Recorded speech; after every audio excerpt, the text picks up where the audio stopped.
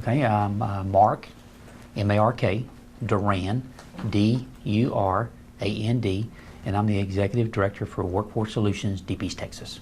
Okay, thank you so much. So, as we've been mentioning before, we're here to talk about the helping ex-offenders personal employment. Yes, ma'am. If you don't mind just giving a little insight on what exactly is HOPE and how was it started, why, and things. Okay, well, we are the Workforce Solutions, Deep East, Texas, and we work with job seekers looking for employment. So we work with individuals that have some barriers to employment, such as at-risk individuals, which is the HOPE, which is the helping ex-offenders find employment.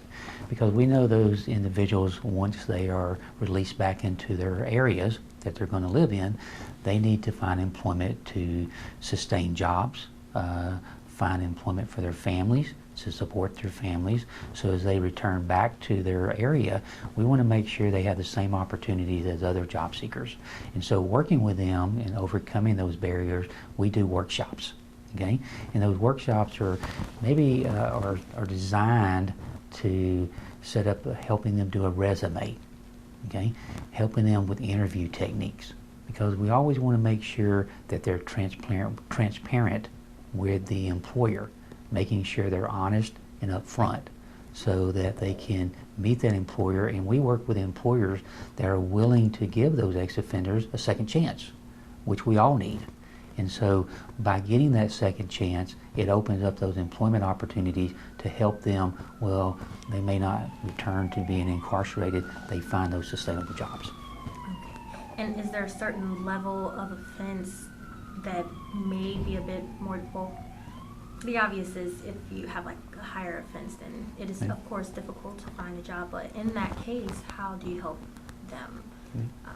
Well, we don't go into what their offense was, okay, because our main thing is helping them overcome that. And so, of course, with employers, there are some barriers because, you know, if you've had a certain offense, you may not be able to do a certain type of job, okay? There may be some limitations to what that employer can hire that person for. So again, that's where we work on when we do our referrals, is we make sure what the employer needs are, the employers that are willing to work with those ex-offenders, what are their requirements, okay? And then we work with that individual in designing their resume and also their interview techniques. And then it's just, again, a match, you know, finding that perfect match for that employer and that job seeker in order to obtain that job.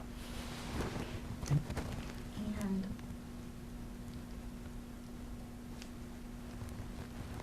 as for East Texas specifically, of course it's difficult for them to even, you know, find employment. Outside of the workshops, are there any other ways that you guys are helping individuals find employment?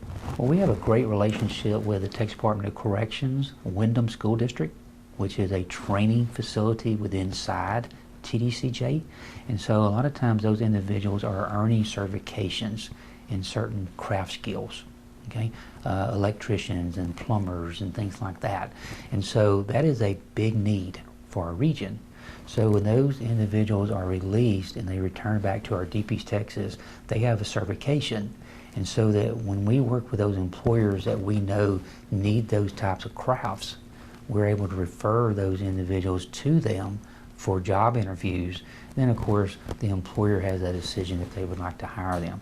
So again, is meeting the crafts needs, and that's where the Wyndham School District does a great job in training them before they're released. They're learning that craft, and then they're ready to go to work once they come here. Okay. And one of my other questions as well, is there any, I don't know if you're able to answer this, but any form of discrimination, or are they not able to discriminate at a certain level? I know, of course, there's still those limitations for certain employers, but if there is someone that does meet the criteria, is there like a rule or something that says that you can't necessarily just discriminate because? Well, through Workforce Solutions and the employers we work with, is we do not discriminate against anyone. We make sure that we serve the people that are needing services. Anyone that comes into our workforce services goes through a case management process. They have an individual employment plan. What is their goal? And so we try to work with them of what are they looking for. Okay, we help them. We try to help them by case management, opening up new ideas, things that maybe they've never thought about before, new opportunities, new work that maybe that they can get trained in. So not only are we helping them possibly find work, maybe there's an area that they need to be trained in, and we can help them go back to school and help them obtain that certification, associate degree, so that they can find employment in those areas. So we're willing to work with anyone because, as we mentioned earlier, is second chance this is a different second chance. All of us have had second chances. And so we want to make sure that we help these individuals in meeting the needs, because a lot of them have families and they need to not only support themselves but support their families. There. Okay. Okay. And then to touch a little bit more on Hope, so do you guys have that every week for? We normally do 2 to 3 workshops per month, but we travel throughout our region, and so we cover 12 counties. So we have our calendar that is on our website, which is www.detwork.org, and individuals can go in and find what type of workshops that we have, the location and the time, and then they can do that. We're doing workshops both in person and virtual. We're trying to go more now in person to have that one-on-one experience, because there's always the workshops are in groups, but then they can meet with a case manager to talk about their individual needs to help them find there. Okay. And then is there a certain amount of ex-offenders that you typically help pursue employment, or if you don't have the numbers? Yeah, I don't have the numbers. Okay. So I think that was pretty much all of my questions. Is there anything else you'd like to add regarding the HOPE program, or just ex-offenders pursuing employment in general? Well, we've had some very successful placements. We've had some individuals that have gotten their CDL license, commercial driver's license, that we've been able to place with employers, and that is, that's a demand occupation, and it's a very sustainable job that they're able to support themselves.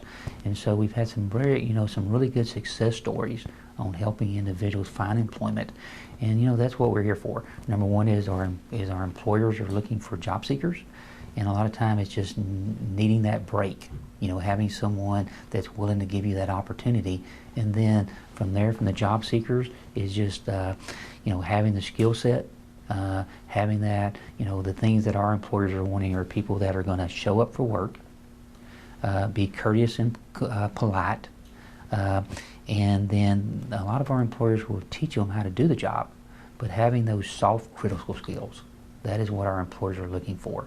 And so again, is we're willing to help anyone, so if you need employment, have access there. Okay. And I actually do have one more question. Okay. So what is the greater challenges that comes with the ex-offenders finding employment? Well, one is that, and this is opinion, is that a lot of times sometimes those individuals feel like employers are not going to give them a chance, and that's where we work closely with them on building self-esteem. You've got the skill set. If you can show the work ethic, we can find an employer, or we'll work with you in finding that employer. So a lot of it is, I think, a challenge and a barrier is building self-esteem. And then also, not only is the employer going to give you a chance, but then you need to take advantage of that chance and be the best employee that you can be.